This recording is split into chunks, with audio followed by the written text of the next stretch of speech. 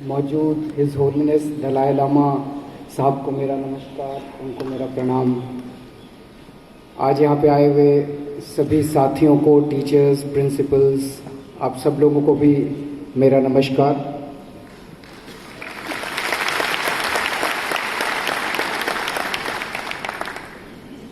मुझे लगता है कि आज का दिन एक तरह से ऐतिहासिक दिन है।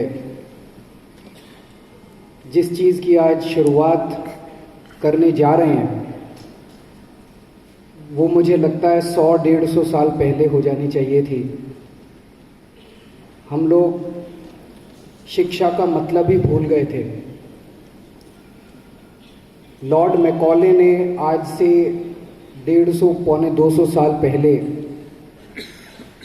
भारत में अंग्रेज़ी हुकूमत को चलाने के लिए और अंग्रेज़ी हुकूमत को स्ट्रेंथन करने के लिए एक नई शिक्षा व्यवस्था दी, जो शिक्षा व्यवस्था केवल क्लर्क पैदा करती है।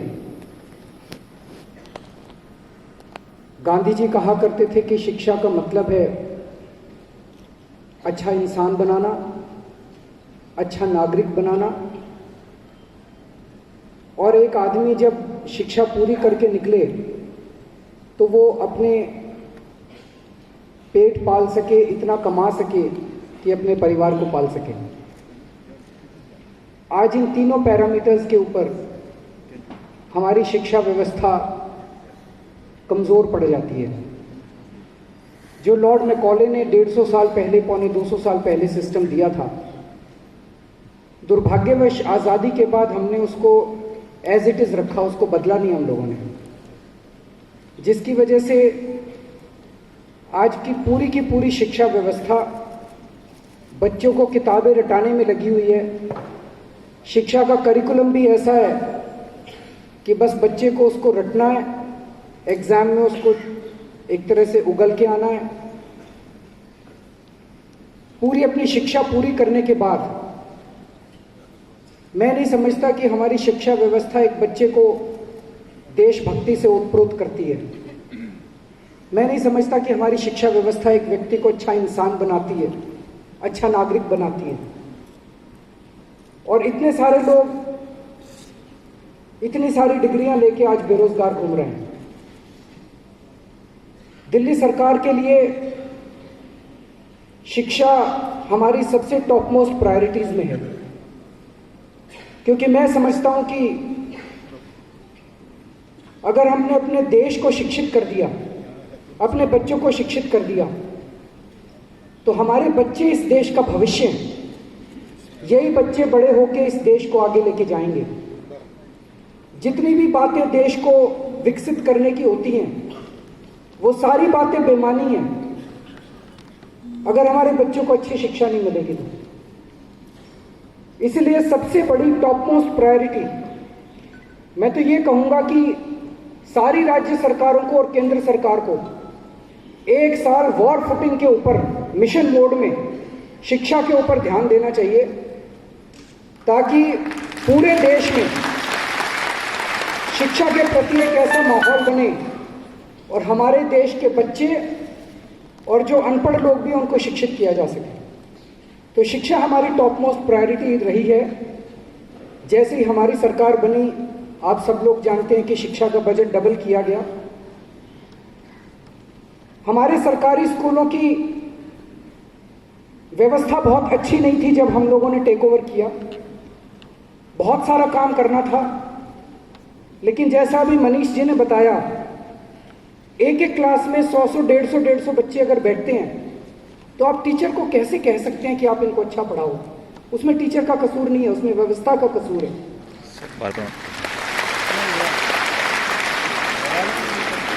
इसलिए हमारा सबसे पहला एफर्ट था कि किसी तरह से सुविधाओं को ठीक किया जाए। तो वॉर फुटिंग के ऊपर हम लोगों ने पहला साल 1.5 साल हर स्कूल में पीने का पानी, हर स्कूल में सिक्योरिटी, सफाई, और लगभग 8,000 नए क्लासरूम बन चुके हैं। 10,000 नए क्लासरूम और बनने वाले हैं।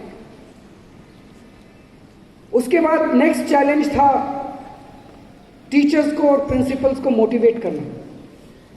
जैसे जैसे सुविधाएं इंप्रूव होती गई, सबको लगने लगा कि ये एक ऐसी सरकार आई है जो शिक्षा के ऊपर ध्यान दे रही है।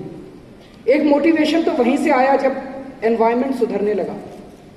लेकिन जब टीचर्स को और प्रिंसिपल्स को अच्छे अच्छे दुनिया के इंस्टीट्यूट्स में ट्रेनिंग के लिए भेजा गया, हेडमास्टर्स को, प्रिंसिपल्स को फॉरेन कंट्रीज में भेजा गया, टीचर्स को आईएम्स में भेजा गया, वो जब लौट के आए, वो एक नई ऊर्जा, नए आइडियाज, नए थॉट्स लेके आए और पूरे एनर्जाइज्ड थे वो कुछ कर गुजरने के लिए।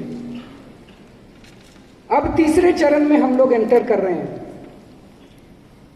मैं और मनीष जी जब आंदोलन किया करते थे, एनजीओ में थे, हम बहुत सारे शिक्षाविदों से मिला करते थे, शिक्षा के एक्सपर्ट से मिला करते थे और सब लोगों को लगता था यार इसका करिकुलम का कुछ करना चाहिए। हमारे देश में जो एजुकेशन में पढ़ाया जाता है उसमें कहीं ना कहीं कोई कमी है। तो आज इस दिशा में पहला ठोस, छोटा लेकिन बहुत ठोस कदम उठाया जा रहा है। मेरा अपना मानना है कि इस पूरे के पूरे करिकुलम को ओवरहॉल करने की जरूरत है, सारी करिकुलम को ओवरहॉल करने की जरूरत है।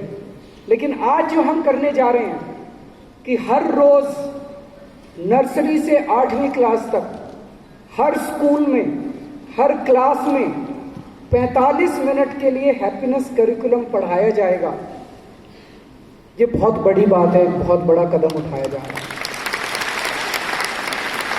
उसमें बच्चों को ध्यान लगाना सिखाया जाएगा, बच्चों को स्टोरीज बताई जाएंगी और उसके ऊपर फिर वैल्यूज में चर्चा की जाएगी। कई सारी एक्टिविटीज प्लान की गई हैं। उन एक्टिविटीज के जरिए उनका कॉन्फिडेंस बिल्डिंग किया जाएगा, उनको तनाव मुक्त किया जाएगा, उनको देशभक्ति का पाठ पढ़ाया जाएगा, उनको वैल्यू सिस्टम पढ़ाया जाएगा। कई सारी एक्टिविटीज प्लान की गई हैं।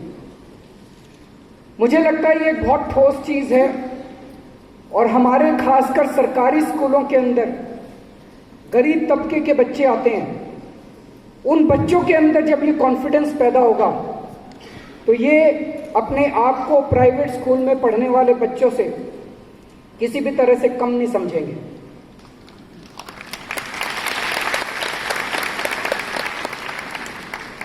इस पाठ्यक्रम को इनॉग्रेट करने के लिए हमें हिज होलीनेस दलाई लामा से अच्छा व्यक्तित्व और इस दुनिया में कौन मिल सकता था। आज पूरे दिल्ली के शिक्षा विभाग और पूरे दिल्ली के लोग हिज होलीनेस दलाई लामा के बहुत शुक्रगुजार हैं कि उन्होंने हमारा निमंत्रण स्वीकार किया और आज हमारे बीच में आकर इस करिकुलम को इनॉग्रेट करना स्वीकृत किया। इसके लिए बहुत बहुत शुक्रगुजार हैं। मुझे मालूम है कि आप सब लोग उनको सुनने के लिए बेताब हैं।